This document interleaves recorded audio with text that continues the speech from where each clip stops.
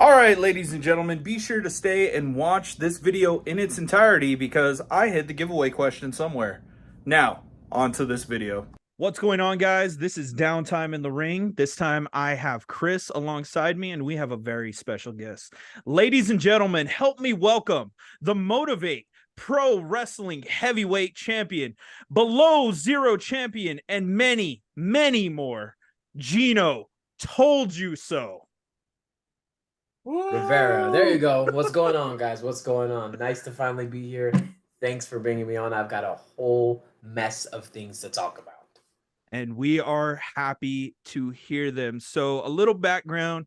I was introduced to your gimmick by a buddy of mine who wrestles in West Texas. I was very excited. I was like, cool, somebody from New Mexico. Then I went to the AEW fight night in El Paso, and a Oh, certain somebody had a match against Big Bill.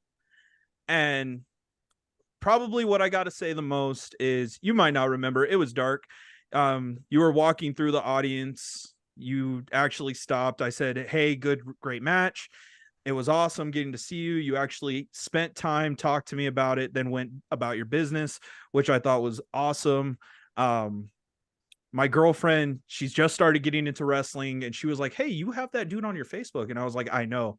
And now look where we are. He's taking on Big Bill in a very, very fun match. yeah, yeah, That was a great memory for me, I'll have to say. yeah. Ask Big Bill how he feels. I left that guy laying, didn't I? Yes, Right? you did. Oh man, it was cool. It was cool to see that. So one question that I do have is how does it feel still getting the booking, whether it be backstage, whether it be security guard or paramedic or anything like that, or actually getting to wrestle on Elevation or dark matches or getting to work for those companies? How does it still feel even though you have so much time in the business? I can tell you, I don't have the butterflies anymore. I don't get nervous. I don't get the shakes that everybody else gets. I am so prepared to do what I do best in there.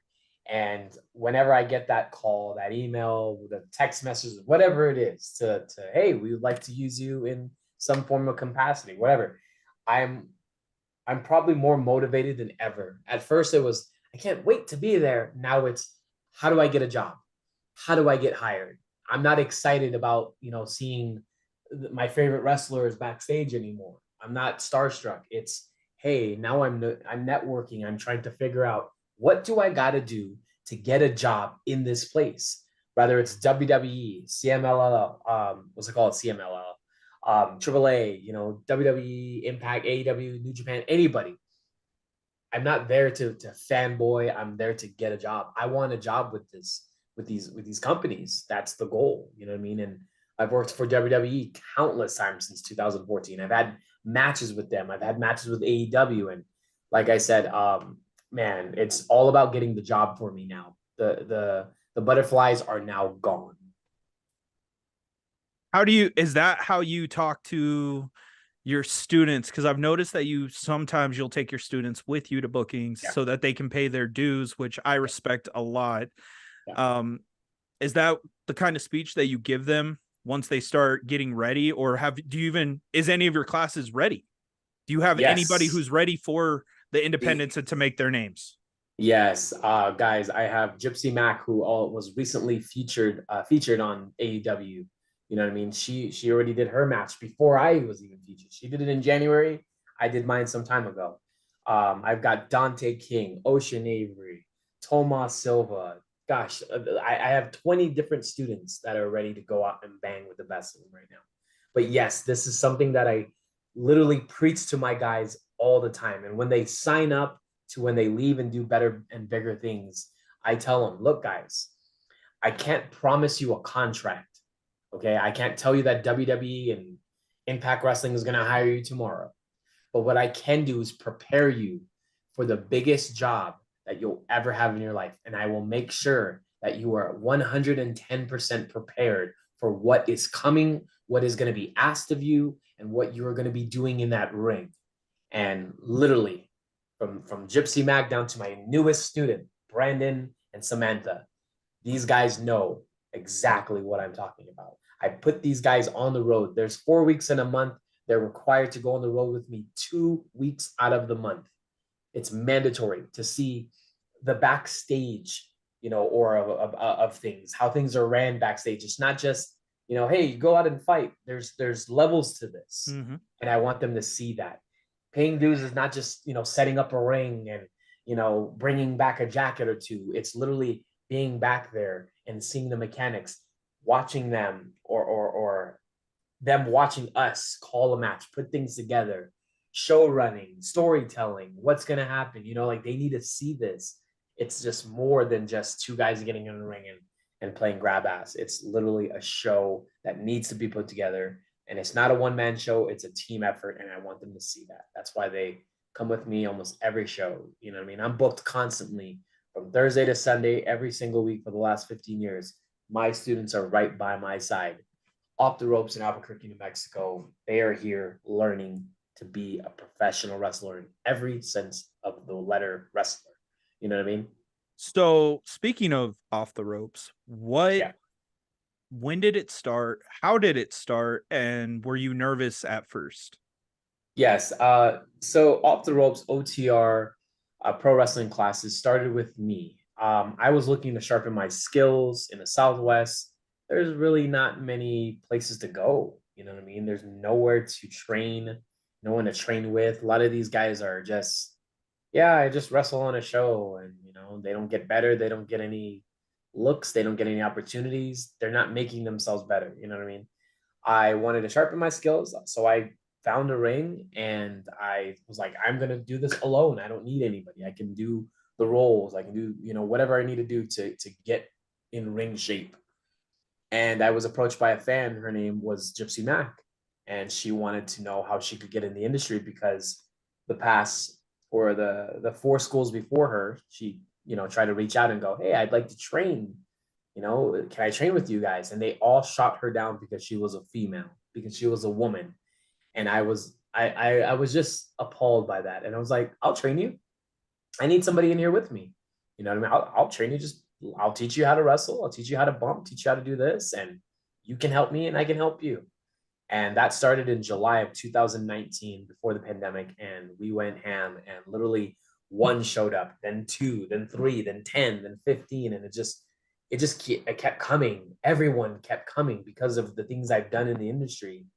They wanted to be trained by me or train alongside me, from the greenest of kids, where they have no wrestling experience, to guys that are 10, 15 years in and they're like, I just want to train with you. I've heard some great things and I welcome that. But here's the catch. I never in my life imagined being a trainer. I never wanted to train, never wanted to do that. I was like, I am so afraid to be a teacher and take responsibility for somebody and what they do in that ring. I just never wanted to do it. It was not my thing. And here I am, 2023, still in the industry, still teaching, still coaching, putting out great talent. My kids are booked all over the state, all over the country, you name it. You know what I mean? I've got Ocean Navy Wrestling, Ken Anderson in Wisconsin. I've got Gypsy Mac, who's well traveled, and she's in Vegas now at FSW at Future Stars of Wrestling. Dante the same. Elgato Meno, who's in Texas and Colorado. And I'm pushing talent. And that's one thing New Mexico was against. And that's why they hate me today. It's because I'm not a gatekeeper. I let everybody in. Anybody can wrestle. Everyone can do this. They just have to be trained right. And through me, you're gonna get trained right. And So in terms of like me living in Albuquerque at the time, I've never heard of a pro wrestling school. Yeah. Like, Believe it or down not, there. believe it or not, there was 2 or 3 of them out here. They just never advertised until now, Mhm. until I started doing it. Right? It's a I trend. I'm see. a trendsetter. So And now it's the cool thing to advertise, because there's competition and hey, he's taking all the students, he's taking all the money, he's taking all this, dude. I don't need money. I make great money right now. I get a high off of seeing uh, guys hit something and finally get it, or realize the talent that they never knew they had. I was talking about it today. One of my students says, like, feels pretty good, right? You never knew you could do all these things. And here you are, kicking butt, taking names. and it feels good just to watch that. You know what I mean? Yeah. Mm-hmm. Especially like now, like what the first thing I think of when I think of Albuquerque in terms of combat sports, John Jones, UFC, Yeah, Holly yeah, Holmes, like, yeah, but you never hear anything like I'm reaching here, but like Eddie Guerrero attended UNM, small yeah. tidbit, like small stuff like that, but you never hear too much in the pro wrestling side and things in regards to Albuquerque, at least from my personal experience myself. Yeah. Um, Go ahead. and from then on, like I stopped watching wrestling, and it was around 2016 when I had started going to college, learning how to do videos and stuff like that, like film and stuff, because I wanted to do the Titantrons Uh-huh. for like WWE. That was kind of like my passion to do motion graphics Yeah. and yada yada. But no more about me. In regards to like what's the like atmosphere like, because I've seen your ring in the photos that you have shared. Um, like there's like it looks like desert, but like how do you compensate for the amount of heat, like New Mexico sun, like especially this summer?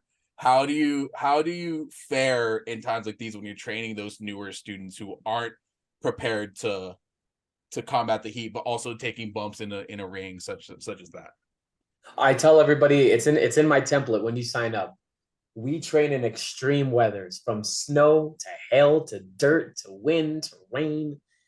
Today it rained out of nowhere. You know what I mean? We are outdoors, and a lot of people like to use the word backyarder and backyard this, and a ring is a ring, and it's not about where you train; it's who's training you and the structure and the consistency. You understand what I'm saying? There's guys like Vern Gagne. Are you guys familiar with the name Vern Gagne? Yes. Yes. Okay. A guy that trained guys like Iron Sheik, guys like Hulk Hogan. You know where he trained those guys? He trained them in a cold barn, in an ugly, beat up barn. You know what I mean? What's the difference between a ring being in a barn and a ring being in someone else's yard or home or land or in a sweatshop, whatever it is? It doesn't matter where you train. It's who's training you, what you're doing in the structure. And that's what I push. Um, Today it was 97 degrees and it was raining. You know what I mean? We prepare for all of that. I tell these guys, you must eat, you must hydrate, stretch out, understand these are extreme weathers. I can't tell you what the weather is going to be tomorrow. This is New Mexico. It literally will rain, hail, sleet, snow, mud, showers, dirt in the next 10 minutes. You know what I mean? But these guys are prepared for it. And when you want it so bad, when you want this, when you want to be a wrestler so bad, you don't think about the weather. You think about getting in that ring. I've got kids from 18 to men from 38, 40 years old training, literally texting me, calling me, saying, I cannot wait to go to training today.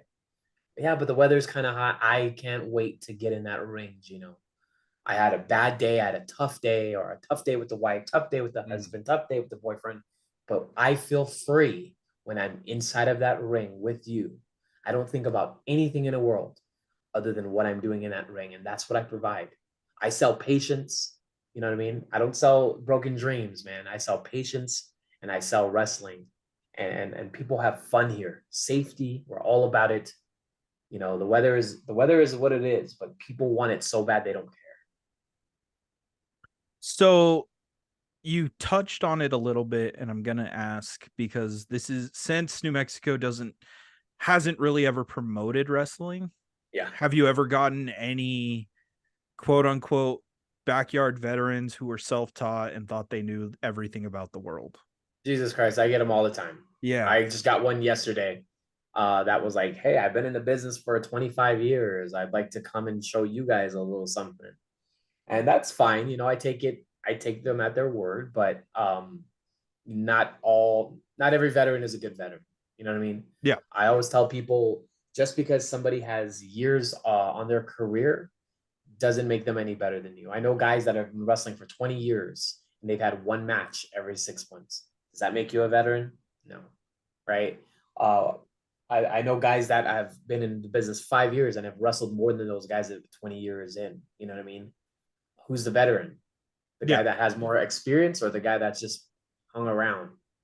You know? Yeah. So I get these guys all the time, and I take them in, and sure enough, I'm not a guy that makes you quit, but I'm a guy that challenges you, your mental, your physical. I question you, question your heart, question your ability. I want to know this is my life. I literally eat, bleed, sweat, shit, piss, you name it. Wrestling. Like this is my life. This is how I make money. This is what I do to my body. I put the miles on my heart, miles on my mind, miles on my car, miles away from my family. You know what I mean? I do this and I need to know that you're going to be serious if you're going to do this. This isn't something that is a hobby for me. I understand it's a hobby for a lot of guys, and I get those guys too. Hey, I just want to try and see if I can do it. And some flourish, and then some go, you know what? Not for me. And that's fine as long as you're honest with yourself, because I'm going to be honest with you. And I got to let you know, hey, 25-year-old veteran, I don't know how you hung around this much, this long. I don't know what you did, but I don't think this is for you. You know what I mean?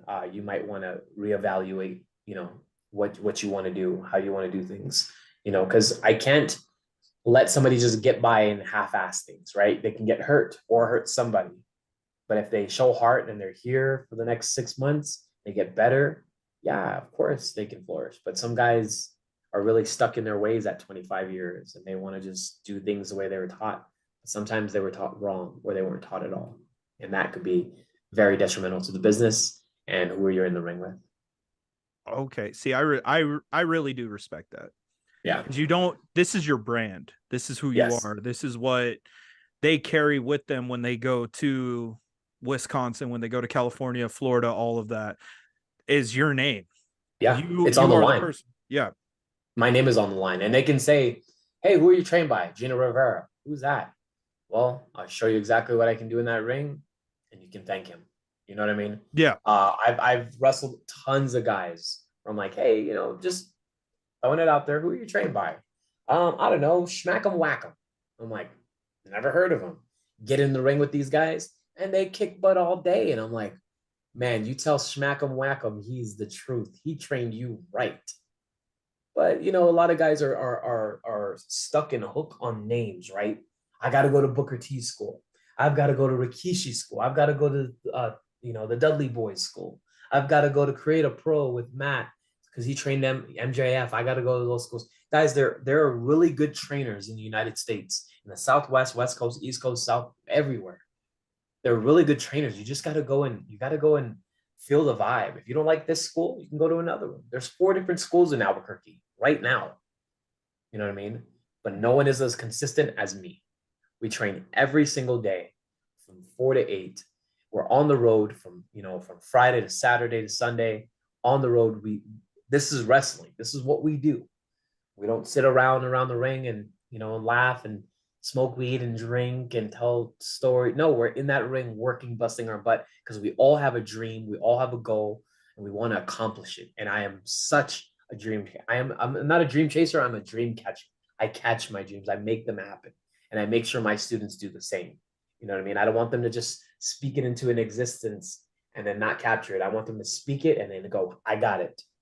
And that's what I do. That's what I train at OTR. So getting away from your school, one thing that me and Chris discussed is, what is the weirdest place you've wrestled? A funeral home, just like 3 weeks ago or 4 weeks ago, whatever it was. A funeral home, literally dressed in the back with a bunch of bodies.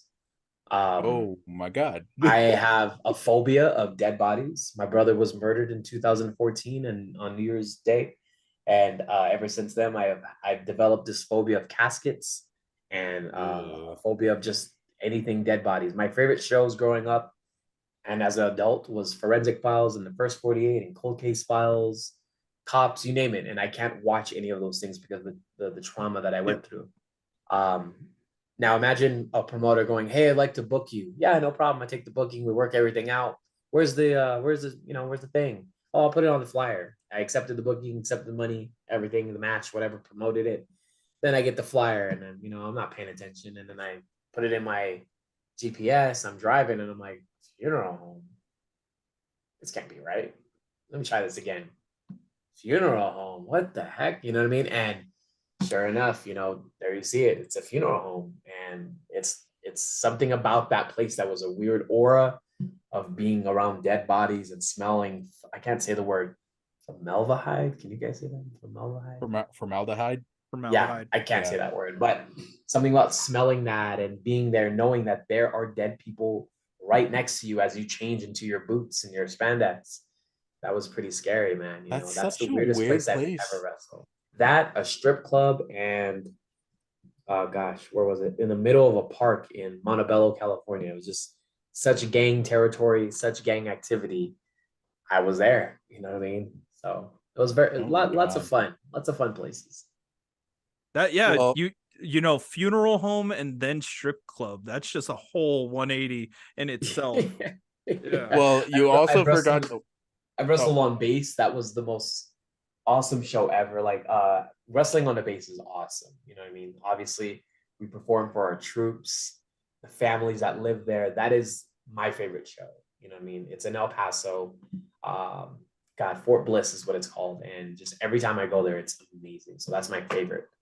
Were you guys on the Rainbow Alley or whatever? What if or the Freedom Alley? Was it that? I think Yeah. could I be. think Yeah. yeah. well, you mentioned all these weird places to have had a wrestling match in, but I noticed you forgot to mention one. I did my research, so I went through kind of a couple things, and I saw that you also wrestled in a music video with Yes, for with Kimbra. yes, and the Yes. also individual that was with you was Scorpio Sky. I Yes, wanted to yes. know, what was your name in that music video? Did you have like personas, or did they just tell you just to like put on this costume and fight like a champion? So that music video is very interesting. It's one of my favorite songs, one of my favorite artists, and one of my favorite costumes that I never got to keep. So they did not give us personas, they did not give us names. They basically the video was about this mob boss who was like putting these people through matches and collecting gear, and if you beat all these people, then you get to me, and then you can get Kimbra. You know what I mean? Who's an awesome artist. And I think you guys know the song is "Now I'm Just Somebody That You Used to Know." That's the song she made. But this song was called Warrior, and it was awesome. Me and Scorpio Sky barely knew each other at the time, but we vibed, and we were inseparable the whole 2 or 3 days that I think we shot that video. Got paid about $1,500 to shoot that video, and it was awesome. But here's the thing: is this was when Kimbra was indie, and I didn't know who she was, and we were in catering, and me and Scorpio Sky are sitting next to each other. She sits down right in front of me, and she's like, "Oh man, food," and I was like, "Yeah, can you believe this? Food's terrible, man. Like the chicken, like taste the chicken. It's just disgusting. Like I don't even know why couldn't they get hot dogs, hamburgers, something, fruit? This is like the worst chicken in the world." And she's just like, "Oh yeah, tell me more." And then she gets up, she leaves after she's eating, and everybody's like, that was Kimbra, right? And I'm like, "Who the fuck is Kimbra?" Oh And they're like, no. "That's the girl in the video that is the star, and you are the star with her in that video. You're gonna be the Oh skeleton, no. and you're gonna come face to face, and she's gonna take your mask and wear it. You two are the stars in the video." And I was like, "Oh my god, what did I do?" So I see her, and it's very awkward, and I'm like, "Hi, my name is blah blah blah," and she goes, "Oh yeah, you're the guy that hates the chicken, right?" Yeah, I love that chicken, by the way, and I ordered that chicken for catering for everybody because I thought everybody would like it, and I was just like, "Tell me now, tell me now, Oh, what am I doing?" But yeah, it was just a great music video. It's wonderful. Check it out, guys. Kimbra A track, um, and it's called Warrior. It's so awesome. I love the song. So one thing that I've wondered, especially with how big of you've been growing on social media, how brandable you are, have you ever tried out for anything like heels on Stars, the Stephen Amell show? Would that be something that you would want to put all your time into for a little bit, film that, or is there any kind of wrestling show that you would want to be a part of? Guys, I'm an actor. I can cry on the spot. I can do different personas, voices, you name it. I am an actor at heart. Problem is, I just really call it. I might be a little. I'm not lazy in wrestling, but I am lazy as far as like acting. I don't know where to go. I don't know how to get in touch with that stuff. You know what I mean? There was a guy named Luke Hawks, and I reached out. He's in Louisiana, and he's really into movies and stuff like that. And he would always say, "Hey, I'm looking for a 6 foot Caucasian guy with no tattoos, or a 5 foot nothing Puerto Rican kid with no tattoos." And I'm like, you know what I mean? Like, as far as like acting, I've never really got into that, but I would love to do acting, dude. Like that. That seems like so much fun, and I can do it. I can be a star. Okay, move over Kardashians. Okay. Yeah, Yeah, and they there's the often parallels too. There's often parallels, especially with like the big names going into the Hollywood business, which I Yeah. don't need to mention. There's a lot of parallels to that, especially now with like Albuquerque specifically with the Netflix deal that they got with their studio, Albuquerque Studios as well. I heard there's Phil, something going on over here. Yeah. yeah, You know, yeah. so I know there's a And studio right over here, and I'm like, like, yeah, and huh. when I was living there, I had they were telling us about how Netflix was starting the deal and such, and like Big Sky, the NBC shows being filmed, or the ABC shows being filmed in like Santa Fe. So there's a lot of opportunities. It's just trying to put your name out there, really, as far as the acting is concerned. But I mean, look at who, me. I'm an actor by trade, man. You know what I mean? Like, yeah, I'm a villain in wrestling. I'm a good guy in wrestling. You know, things happen to me. I got to sell that to the crowd, right? mm-hmm. Things happen to me as a babyface. I got to sell that to the crowd. I got to cut promos. I can do a promo on the spot. Like we act. What happens in the ring is somewhat scripted, but a lot of the things in there is very real as well. And I don't mind saying that. Sorry to break everybody's heart, but you know what I mean? Like, dude, acting shouldn't be a problem for me. There's a lot of crossover, as you see. You know, the actors come into wrestling, they think they can do it, and the wrestling thinking, you know, there's only been a select few that have been, you know, wrestlers that are actors. My favorite, Hulk Hogan, Mr. Nanny. I'm sorry, one of the greatest movies ever. And Wow, I love that movie. Hulk It's Hogan. it's it's bad acting, but I I love got it. one better for you. Hulk Hogan and Three Ninjas. Yes, yes, yes. That's Yes. Three Ninjas. What is the High noon or I something like knew. that. yeah. Yeah. Yeah, yeah, yeah. So I have that that was on my favorite Hulk VHS. Hogan appearance. So I was a All big fan of Three Ninjas. all these bins have like videos and VHS and figures and Nice. craziness. So yeah, I do have that on VHS. Still in the wrap, by the way. Ooh. Yeah, can't open it. So what outside styles, music, everything that influences you, it's easy for us to come here and say, what wrestlers did you look after? And I could probably say, I'm gonna guess, and one be Eddie Guerrero, just because of the way that you are as a heel. Unless I'm wrong. Nope, I you're I knew wrong. I wasn't. I am wrong. Yep, you're wrong. Oh, Very. oh, I'm a fan of Eddie Guerrero. I'm just not a diehard fan. Like I don't. Eddie Guerrero's great, but he's just okay. That's Eddie Guerrero. Cool. Does that now knock your socks off? Right. yeah, now that I'm wrong, I want to know. Yeah, and here's what I'm gonna knock your socks off. You might take a backflip over that couch, but I'm about to clothesline you with all this information. A part of my wrestling influence are Doink the Clown. Yeah, I said it. Macho Man Randy Savage, Yokozuna, Brian Pillman, Shane Douglas, obviously, The Undertaker, and Psychosis. Any more questions? None of Isn't them that go crazy? together. None of them None go. of them. None of None them of go them. together. None of them None go of them. together. Huh. I said Doink the Clown, and you're like, what? Yeah, all You of them. you said Doink the Clown, and then you said Brian Pillman, and Yeah. those are one complete opposite sides of the spectrum in wrestling. So Yes. So it's obviously for character. I look at Doink the Clown, how he would, you know, like just he scared me as a kid. You know what I mean? And I took that as like when I walk out to the ring, I'm gonna give you that same aura where I don't have to be mischievous and scary. But when you come out and I look at you, it should be, oh crap, you know what I mean? And I'm not 7 foot 300 pounds, but it's the vibe, it's the aura you get. Yokozuna was just amazing in the ring. You know what I mean? I loved what he did. You can say he was 500 pounds, 400 pounds, and he was slow, but the man really wrestled his ass off, and I love that. Great character work by him as well. Psychosis, I take all of his moves. Shane Douglas, Macho Man, and Brian Pillman are my promos. this is my real voice. But when I snap into Gino Rivera, that's a whole nother person. And I take the eyes, the facials from Brian Pillman, right? The loose cannon Brian Pillman. Okay. I take the voice from Macho Man, the way I talk, right? And then Shane Douglas, he's a freaking spewer of words, just ba ba ba ba ba ba ba ba ba ba. And I roll all those guys up into one.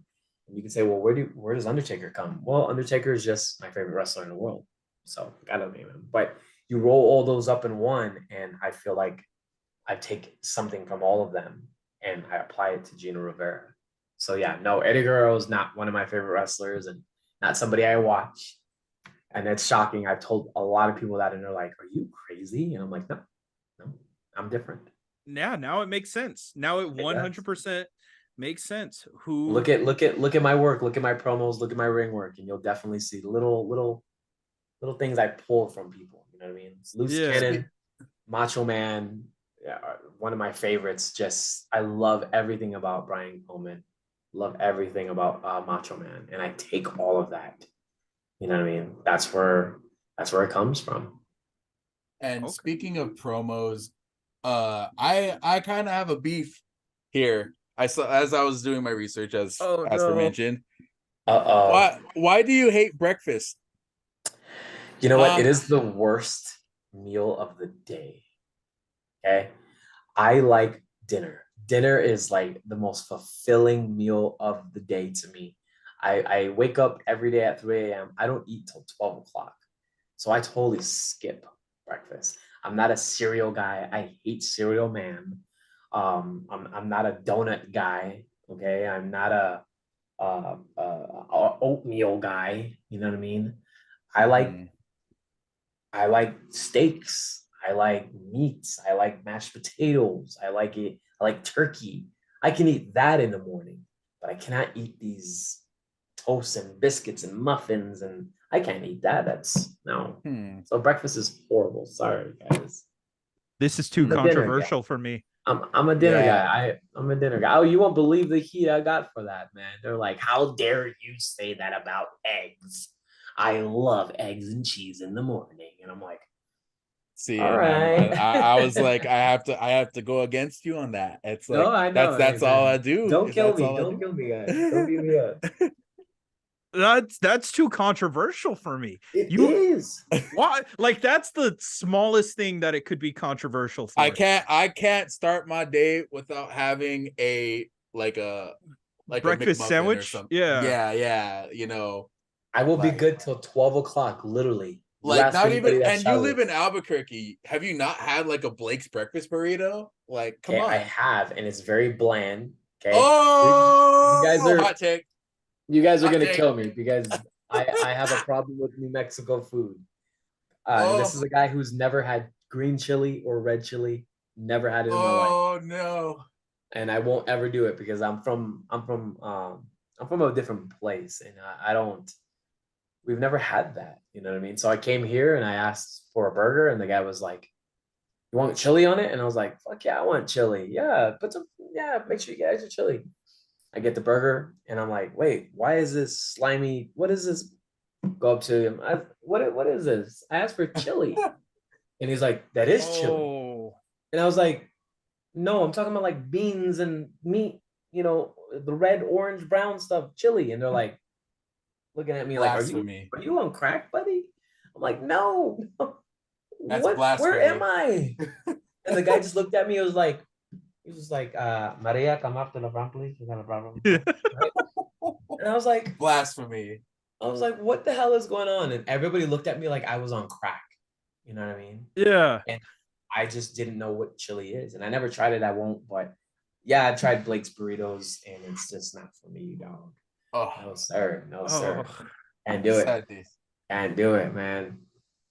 Well, we'll go back to the original question and see how Oh, blasphemous that'll be. Is what are your outside inspirations outside of wrestling? What makes you you? gosh, Mike Tyson, DMX, Conor McGregor. You know what I mean? These are very flamboyant, flashy, loudmouth people, and I love watching them. They're so entertaining, and I take everything that they do. I love their quotes. I love how they came up in life. I can relate to a lot of it. I make music, and I can definitely relate to the stuff that people like DMX has gone through and has talked about in his music. I can feel that. You know what I mean? Stuff like Mike Tyson. You know what I mean? His rage, his anger, his eyes, the way he talks and makes. Now I'm not talking about the list, but I am talking about more so like just the way he loves people. You know what I mean? And the way he's forgiving after things that are have been done to him.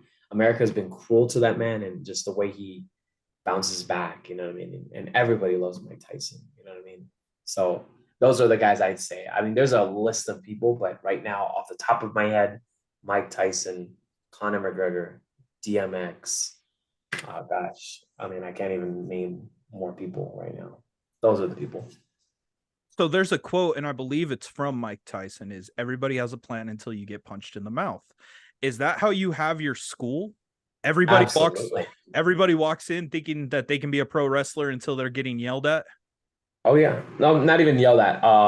Yeah, I have a shoot job, believe it or not, and a lot of these guys choose to downplay wrestling. They think it's less than. They think it's for a certain group of people. Uh, they say mean words and nasty words, and I sit there calculated, and I go, "Would you like to come to my ring this Wednesday? And would you like to run that back? Run what you said back about wrestling being for the F words? You Yeah. know, would am I gay because I love wrestling? Would you like to run that back? And I can show you just how much I can be, you know what I mean, in that ring. Or I take that back. I have gay students, I have transgender students, I have all of those students here that train with me that will tear you apart. And I would love for you and whoever you feel that think they can do what we do in the ring, or that it's fake and that it's not real, come on down. I invite you. And 99% of these guys, they go, I'm not doing that. I'm not doing, yeah, that's bull, whatever. I'm not doing that. And I'm like, I thought so. You know what I mean? So a lot of guys, they think they can say whatever they want about wrestling, but when they get invited to do the stuff, they just downplay it. They don't want to because they're scared. You got to have heart to do this. You know what I mean? You got to really love this. And they say that every time you fall on a mat is equivalent to a 40 miles per hour car accident. Okay. You know how many times we fall in that ring? Imagine somebody who's never fallen or fallen in a ring. You know what I mean? They fall one time and their life is ending. I've seen students, I trained over 60 people since 2019, and I have 20 and I have 10 that are flourishing and that love this. The rest I can't say for, I can't account for. But I've seen guys literally be slammed on the mat and literally their eyes open up and go, yeah, I can't do it. This, I don't like this. This ain't for me. I've seen guys say, hey, Gino, I'm going to go to my car. I'm going to get some water. I'll be right back. And I'm like, okay, why are you grabbing your bag? I'll be right back. I'm just going to go put this in the car. All of a sudden you hear,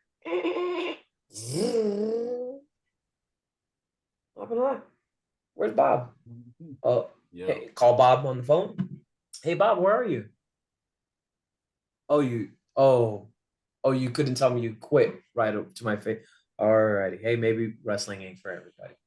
You know what I mean? So that's how I've seen it all, dude. Like a lot of guys downplay this sport, but they'll never have the set to come and try this out. You got to be some type of crazy to get in this ring. You know what I mean? As the quote suggests, it's not ballet. That's not ballet. It's not ballet, but everybody's got something. Everybody, got something to say until they get punched in their mouth. Well, everyone's got something to say until they get slammed in, and see how fast, and oftentimes, what about the other side of the spectrum where you'll get the overambitious trainee who literally like spent his entire life watching Jeff Hardy, Spot Monkey. How do you fare with those individuals? Do you humble them in such a way that or do you kind of encourage that to some extent? I love the enthusiasm. I love the passion, right? I love the markiness. We're all marks. I don't care who you are. We are a mark for somebody. I just told you who I'm a mark for. I'm a mark for DMX, Undertaker, Doink the Clown, Yokozuna's, whatever. I love kids that are so passionate and that are so happy, and they come in with their Jeff Hardy shirts and their armbands, and they're ready, and I can't wait to start training. And I'm just like, okay, cool. Let's keep that same energy. And some of those people last and some of those people don't. But when they're in the business, I tell them the days of you watching wrestling as a fan are over. And it's not over because your fandom is over. It's over because you'll never watch wrestling again and go, I'm watching it for the story. Jeff Hardy got hit by a car. I don't know who hit him, but we're going to find out on the next episode. Now you're not doing that. Now you're behind the curtain and you're going, where are they going to go with that? Oh, he should have done this. He could have done this. Why did he do that? I bet you I know what's going to happen. You watch wrestling a different way. I can never watch wrestling for the storylines anymore because I'm too busy trying to figure out what they're going to do behind the curtain. The Bloodline storyline is one of the greatest storylines to have ever been created. And right now I'm hooked on it because I'm like, where are they going to go? I know where they're going to. There's several different ways they can go from this. I don't care about the match. I don't care about the match, winning or losing. We all win because we understand the storyline. We're addicted to this, right? So to say when I get these little Jeff Hardy, fanboys and they want to train as a wrestler, I accept them. I love it. But one thing I hate more than anything in the world, because you got to understand, as a trainer, as a wrestler, I've heard this quote, gosh, every day of my life when I do interviews to train at my school.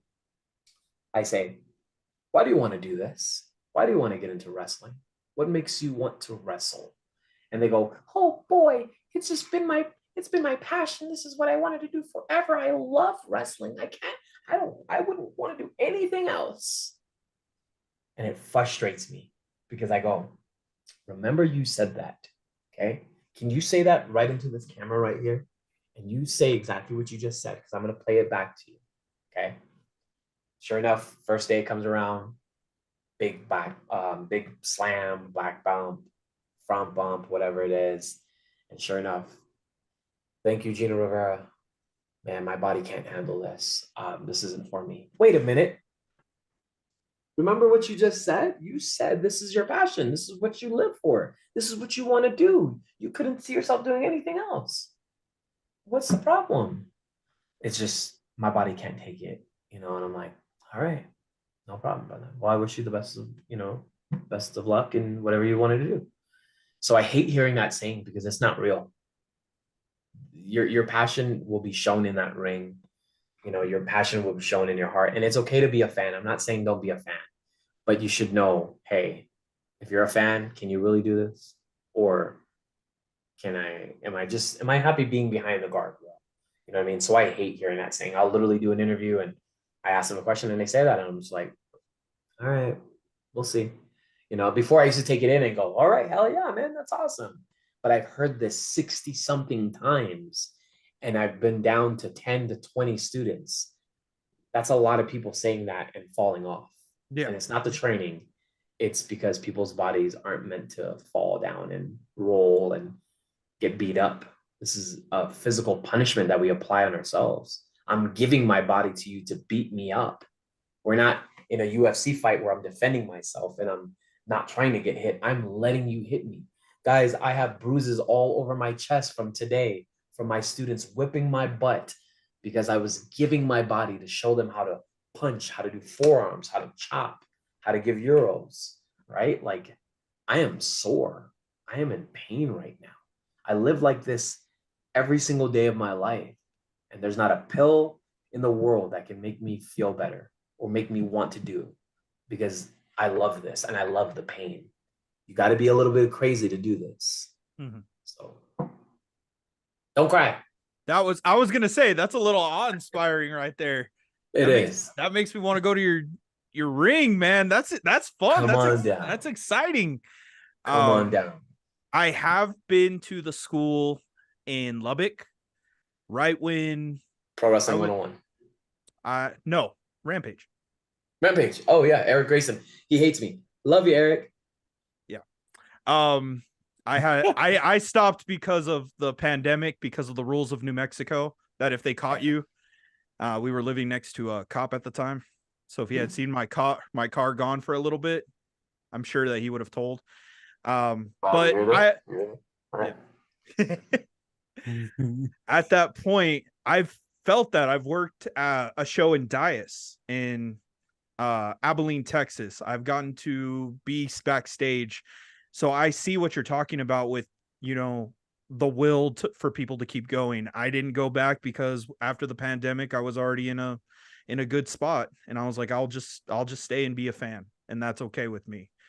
But I do see that where you're coming from, where people will come in, say that it's I'll take any kind of bump and I won't complain about it. And then you go from having a car of 4 or 5 people all split in the gas to go up to training to you're the only one there at 4 o'clock in the morning on the road. I understand where you're coming from that. And you would drive all the way there? I would drive all the way there and then all the way back. I was the only one with a good car. We gotta talk. Okay. No, I got guys from Roswell. I had a guy named Caden Haas who would he lives in Roswell. He would drive up here and it just became too much on his car. But I also have guys from North Dakota. Shout out to Jay. He comes down from North Dakota to train with me. Guys like Daniel Torch, who's been in the ring for 10 years, flies from California to come to New Mexico to train with me. Guys from Amarillo, from Colorado, Slick, all these guys, they come down to train with me. There's a reason why guys are coming to train. They want to learn and they love this and they have the heart versus guys that, they just think they love it. And like I said, there's nothing wrong with being a fan. Just know when you say these kind of things to wrestlers, they've heard this 1,000 times. It's my passion. It's my joy. I'll do anything. I'll work harder than that guy and I'll do this and this and I'll do all the drives. And then all of a sudden it's just like, yeah, this ain't it. You know what I mean? So, and life happens. I understand life happens for everybody. Life is cruel sometimes, but you gotta keep chugging along. You gotta be that choo-choo train and you gotta keep chug, right? You gotta go, oh, okay, there's a blocker here. I'm gonna keep going, right? My job sucks. I'm gonna get a new job. I've had students change jobs just to train, right? You know what I mean? I've had students come to me and go, my girlfriend is about to leave me because she doesn't support my dream. And I go, well, you know what? You got to do what you got to do. Either you go home and be the husband or you say, hey, I might have a shot in the dark here and I'm not letting this go. And I would appreciate if you help me. And it's come down to that where people are like, I'm about to lose my girlfriend because she doesn't think I'm here training. She doesn't think this is going somewhere until they go to a show and go, that's badass. That's what you've been doing. I support you. Keep going. You know what I mean? That's somebody, risking it all just to see if their dream might come true. And 98% of the chance, dreams don't come true. It's that one needle in a haystack that gets picked out. You know what I mean? This is the guy who's had tryouts. This is the guy who's been told no. It's I don't even know how to say it. Like wrestling isn't for everybody, but if you want it bad enough, it'll be for you. I'll say that's how my girlfriend was when I first introduced her into wrestling, and she saw WWE, AEW, but it wasn't until, and I'll admit it, I marked out for you when you came out. You and Justin Taylor when he came out after you against Brian Cage, I marked out, and she saw the reaction after hearing all the stories of what I went through. She saw my reaction of, okay, they're here. Look at the crowd, look at the lights, look at the fireworks, look at Gino fly 7 feet up in the air because of Big Bill. I have a lot of respect for you. I'll say that it's very tough to do, and for doing it for almost 2 decades, and you still want to keep going. Mm-hmm. Is there anybody on the indies that you've met that's coming up that you are very excited to see? Jacob Fatu. That's somebody I've wanted to wrestle. There's, I can't even think of their names. There's only 2 people on the independent scene that I want to wrestle, and I can't think of the other guy's name. I just shot a blank. But you know what, dude? Jacob Fatu is coming up, and I mark my words, that guy will not be on the independent scene for too long. he will be signed within the next 2 years. I don't care what contract he's in. That man is the truth, and I need to wrestle you before you leave. Or I almost had Solo Sokoa, but COVID happened. You know what I mean? Me and Solo had a program coming through. I was taking shots at his daddy. His daddy didn't appreciate it. Solo didn't appreciate it. Solo sent me some message saying, I'm gonna you up. And I said, I'll see you in Vegas. And COVID happened, and then next thing you know, he got signed, So again, Jacob Fatu, man, I've been, tearing into his family for years, and I want that smoke. And I definitely think Jacob Fatu is the one everybody needs to pay attention to. He will not be here on the scene for too long. You better get his autograph, his picture, his merch, shake his hand, because it's going to be hard to do in the next couple of years. So, question number 1, and this is for the first giveaway prize from the Pro Wrestling Crate in June. What was FTR's original tag team name when they debuted on NXT in 2014? First person to comment, like, subscribe, share, and prove that on either Twitter at OneOfOneFCH or at Swoltaku on Instagram gets the patch. You don't give yourself enough credit, because I've seen tweets, I've seen fans go that you are on the same level as Matt Cardona, as, Billy Stark being signed, as all of these top independent names. Yeah. You don't give yourself enough credit. And why is that? Self-doubt, what I've been through in life, trauma, what I've been through in the wrestling industry. Wrestling has brought me to my highest of highs, and has also shaken me down to my lowest of the lows, where it had me questioning life, questioning being here, questioning continuing wrestling and training. And I see it, I just don't believe it. I don't see what you guys see, because I'm so busy pushing my brand and doing this, and I hear it, but I'm like, no, how can I be on that, that same line that Chris Hero, CM Punk, Samoa Joe, Homicide, Low Key. Remember what those guys were like, the top independent guys, right? Well, now they all got signed. Now they're making millions of dollars, or they're making good money to live off of pro wrestling. And now that AEW and PWG and WWE and Impact has all taken out all of those indie guys. There's no more indie guys on the scene. Here comes the next generation, right? And to hear people go, you're on that list. There's you, Cordona, Effie, Jacob Fatu. There's all these guys all around the country. Casey Navarro, Danny Limelight. There's all these guys that are on the independent scene that need to be elevated. And I hear that. I just don't believe that with me. I'm like, I don't see what you guys see, man. Like, I don't know. I work hard. I know I do. I travel a lot. I know I do. Can I get in the ring and bang it with the best of them? Of course, I know I can, but I just don't. I've never had anybody really big tell me that. You know what I mean? No scouts or anything. I've gone to tryouts with WWE, you know what I mean? And I've gotten picked to do matches and stuff like that. Not just squash matches, but actual matches. But I've never had somebody like William Regal go, we'd like to use you, or we have an eye on you. You know what I mean? I've had William Regal say, please don't message me again, because I heard what happened with you and Brian Kendrick. And I'm like, yeah. So, but that was in 2014, and we're all good now. Love you, Brian. But yeah, I just don't know if it's me doubting myself, or I don't know. I just don't see what you guys see. And I get nervous. Like an imposter syndrome? I'm cracking my knuckles, because I'm like nervous about that question. That's a crazy one. Say it again. Is it like imposter syndrome, or like What's almost that? like He's saying you're here, but you feel as if you don't belong there. You put the work in. You put the that's mental that's yes. imposter syndrome. Donovan, what you just said, totally. Chris, what you said was, I was like, no, I feel like I earned it. I feel like I deserve it. I feel like I work hard. I feel like I do what I need to do as a wrestler. I stay out of trouble. I don't do drugs. I don't drink. I don't have a bad background. I've never been arrested. I stay in my lane. And then I hear people saying that, like you're up here, but I just don't feel like I am. What did you Yeah. say, Don? You know what I mean? So you're here. The world sees you here. You know, I saw you mentor or hang out with Billy Starks. You know, Matt Cardona has mentioned you before. Fans have mentioned you compared to them. You're here, but you feel as if you're here.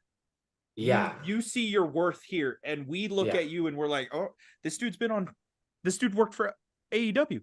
This dude's been Yeah. on WWE. This dude's wrestled, you know, Tessa Blanchard and got close to Scorpio Sky, and you know, Karrion Kross, I wrestled Scorpio M- Sky, whipped his ass too.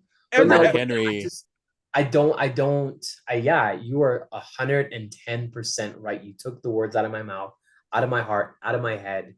That is exactly how I see it. Like, I just don't understand. Like, and I think it's because I haven't been put on, I don't want to say that. I don't want to say that I haven't put on a major platform because I have, but I don't think the buzz has circulated around the world. I know throughout the United States and parts of Mexico, yeah, people know me, but I think once you're global and once I start dipping into Japan and UK and Canada, then I'll feel it. Right now, I don't know. I never been really featured in like the PW 500s, even though I'd like to. I've never really. I don't know. I've freaking banged and clanged with the best of them. You name it: Kalisto, Karrion Kross, Grand Metalik, Lindsay Dorado, Tessa, Gilbert. You know what I mean? Peter Avalon. I've wrestled all these great talents, and I know I can hang with them. I just don't know if the right eyes have came up to me or have said, "Hey, you got something special. Keep it up," or "We're watching you." I know people are watching me, but I don't know who. You know. yeah. So, I have people that help me out in the WWE, and I have people that help me out in AEW, and stuff like that. But they're not telling me you're really good or you're on this level. I see the tweets, but it's just like it could be a guy with 64 followers, and it's like, "You're the best," and I'm like, "Thanks." You know what I mean? But it'd be a lot better if somebody like MJF. I saw him when he was green. When he came to Arizona, I saw him and I met him, and I didn't know who the hell he was. I didn't care. I was just like, "Yeah, just another wrestler. How you doing? My name is Gino." But now to see him at AEW, he's one of the top guys in the world, one of the best wrestlers in the world ever right now, and to have that guy go, "Hey, man, you guys, there's this kid on the independent scene. Check him out." That would validate things. I would need more people to say that that are in those on that level to help me out and bring me up. Even though you guys and other people see me like that. Funny story, cool story. It's backstage at AEW in El Paso, changing in the hallway. MJF comes up to me and goes, "Gino Rivera, right?" And I said, "Yeah, man. Remember me?" He's like, "Of course I fucking remember you." Like, "Yeah, you were the champion on that Arizona station, man. Cool, man. Good luck. I'll see you around." And that was like, to me, I was like, that is freaking cool. You know what I mean? That somebody like that took the time out of his busy ass schedule for 2 minutes and just said hello. You know what I mean? I remember you. Like, I love that. I just ruined his whole reputation, by the way, right now. Hot take. He made MJF a good guy. No, I've gotten in trouble for that. I was told not to do that and tell that story, but I'm gonna tell it because it's a good story. So Hey, I got in trouble for that. No. MJF don't want that smoke. No, dude. Oh, No, dude. And that's the thing is I hear all this, I've collected 17 championships in the last 15 years. I currently hold 6. By the end of this year, I'll probably have like 8 or 9. I am the Ultimo Gino, not Ultimo Dragon, but I am Ultimo Gino. And I hear Matt Cardona and all this. I've got this, I've got that. And I'm like, look, I've earned my championships. He walks in and these guys are marking out for him. And oh my God, we want Matt Cardona to be our champion. I've wrestled my ass off to get my belts. So we are 2 different people. As far as MJF, if there's somebody that can hang on the microphone with that guy, it's me. It's me. Word for word, bang for bang. I can hang on the microphone with him. And that man will not get one over on me because you're talking to a guy that spits like a machine gun, 100 words a minute. You understand what I'm saying? Like, I am that confident in what I've seen and who I know and how I know things. Like I hear the comparisons and what about MJF and you on the microphone? I'm like, bring it, come through. There's another guy, Fuego del Sol, who's amazing on the microphone, amazing. But you know, me and Fuego, I think we had like a tournament and he won by popularity, but he knows he didn't fucking get smoked. He didn't want any smoke with him. No, no. So on my other podcast, I have the running joke that I've been trying to, and on Twitter, get him to finally acknowledge me as his best friend. So when you Yeah. mentioned Fuego, that's why I popped. I was like, oh Yeah. man, you really met everybody. Fuego del Sol is a fellow rapper. I'm a rapper myself. I'm a singer, songwriter, producer. I do it all. I know he can do it. He's great. He's talented. I've wrestled him. I think I beat him. I don't know. I've beaten so many people, but definitely he knows that he did not win that tournament because he was better than me. He won that tournament because, you know, at the time AEW was coming around, everybody liked him. But as far as he knew deep down here, he didn't beat Gino Rivera. You'll never beat Gino Rivera. Never. So as we begin to wind down and get towards the end of this, are there any more final thoughts you have, Chris? Anything else you want to ask him before we are good to go? Not that I can think of. You pretty much answered most of the questions. I'd say, I guess, here's one. So you say you lived in Albuquerque since 2016. As you know, Albuquerque has always been full of that New Mexican culture. You see culture left and right. Are there any aspects of Albuquerque culture, or New Mexico culture for that matter, that you take into your wrestling persona, into your promos? Is there any facets of the culture that you like per se? No, No. nothing. Nothing. I can tell you this. The one thing that I love to death about New Mexico are the people. The people here are amazing. The people here are nice, regardless of Albuquerque being one of like the third highest cities in the world, or crime, or the nicest, whatever it is. Like we have the highest crime rate ever. The people here are just so wonderful and nice. And everyone I've ever met, they're just very family orientated. And I love that they love their culture. They love their food. They're very prideful in their colors and the flag and the Zia symbols. At first, I was like, "What is that?" You know what I mean? But it's pride. It's the way they talk, the way they walk, they dress. Man, this is Albuquerque is a great place to live. And at first, I hated it. I moved here, and I was like, "Why did I come here? What did I do to my family? What did I do? Oh my gosh, I got to get back home."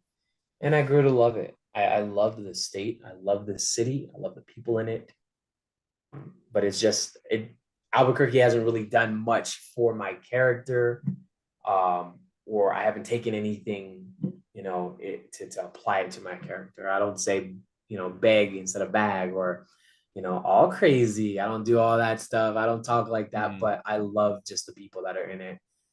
Um, Even when they see me perform in Albuquerque, I used to wrestle here, and it was a great place to just like the Albuquerque needs a hero. Albuquerque needs somebody to look up to. The last big hero they had was Mr. Tapia, right? John Jones, you could say that, but everybody's Johnny Tapia, right? Is that his name? Johnny Tapia? Yes, Right? yes. And everybody's like, no one is better than him. But Albuquerque needs a new hero. And I don't want to say it's me, but there are a lot of guys coming up in the wrestling industry and in the boxing and the MMA industry, karate industry, everything, dirt bikes and gun industry, whatever. There's a lot of people here. There's a lot of good people that Albuquerque can look up to and point and go, that's my guy. That's our guy. That guy represents Albuquerque to the fullest. Fortunately, it's not me, but if they ever pointed at me, I'd gladly take it. You know what I mean? I represent a guy who's come from nothing and turned it into something. I come from the sticks, and I literally built those sticks up into the life that I live today. I'm a role model. I'm somebody you can look up to. I don't, like I said, I've never been arrested. I don't drink. I don't smoke. I've never had an energy drink, for goodness sakes. You know what I mean? I've lived my life, my whole life, to get signed by the WWE. And if that never happens, I can say I've had a great life, and I don't mind inspiring and motivating people to be a better person, and to also chase your dreams into the sun. Never give up. And I'm going to leave you guys with this one quote because I tell this to my kids and I feel this to my soul because it's been told to me and I carry it with me because it helps me. I say, in any industry, in anything that you love or do, never quit, because the day that you quit will be the day that somebody, somewhere, sometime was looking for you. You understand what that means? That means I've tried to retire from wrestling every December for the last 4 years. And I can't quit because I feel like the day that I quit, the day that I leave this industry, will be the day that WWE, Impact, New Japan goes, hey, whatever happened to that Gino Rivera kid? Oh, he retired yesterday. He's done with the business. He's done it. He hates the business. He's over with it. He quit. And they go, oh, man, that's unfortunate. I was looking for him. I had a contract for him. I had an opportunity for him. And now he's gone. Well, hey, how about you, kid? That's what I mean by the day that you leave, somebody, somewhere, sometime will be looking for you because of your talent, because of who you are and what you've done and the hard work you put in. How bad do you want it? I want it more than anything. I want it more than the air I breathe today. So there you go. Don't cry now, guys. I'm already crying. Oh, well, our goal is to interview Scott D'Amore one day, so we'll put in a good word for you. We'll get you to Impact. Emailed Scott D'Amore and I haven't got an email. I get emails from everybody else, but Scott D'Amore sleeps. He's sleeping on Gino Rivera. He is. Like, yeah, it's all right. Gino Rivera kid, yeah, whatever. Yeah, Scott D'Amore. I love you, Scott. I'm a huge fan of his work. I love his promos. Oh my god, he's doing such good work with Bubba right now. Kick his ass. Yeah, we're doing the whole entirety of TNA from its inception to its current day. Oh gosh. So I got into TNA around like 2000 when I graduated high school, and it was on like FX or Sports or something. Spike TV. No, it had like the little news clip up here, and then the news clips down here. I see. Oh, and okay. Saban was there, Abyss was there. These are all young guys, and I missed like the first 2 or 3 years, but I caught on to it when like Abyss was going crazy and doing a white jumpsuit, hardcore matches with Sabu and all that. So yeah, but I love TNA. Yeah. All right, so how can everybody get a hold of you? Guys, I'm available on all social media platforms everywhere with Gino Toldyouso. All one word, Gino Toldyouso. From Instagram to Twitter to Facebook, TikTok, you don't stop. I'm everywhere and I'm constantly active. I answer everyone's messages. I do podcasting, interviews, my school, Albuquerque, New Mexico, Off the Ropes Pro Wrestling, my bookings. You guys can contact me there. I am everywhere. My phone is glued to my hand. This is my office and it's on a charger because I'm literally on my thing all day, working, constantly pushing out my brand, for my merch, you name it. I make merch, I sell merch, I travel, I wrestle, I train, make music, I do bookings, music, everything. You can find me everywhere. All platforms, Gino Toldyouso, one word. All right, ladies and gentlemen, this has been a very fun episode. I've enjoyed it. Chris, did you enjoy it? Oh, immensely. You better, or someone reach through the screen right now. Yeah, I'm still gonna be salty about the breakfast thing, but I enjoyed this interview. This has been awesome. This is Downtime in the Ring, and we'll catch you in the next episode.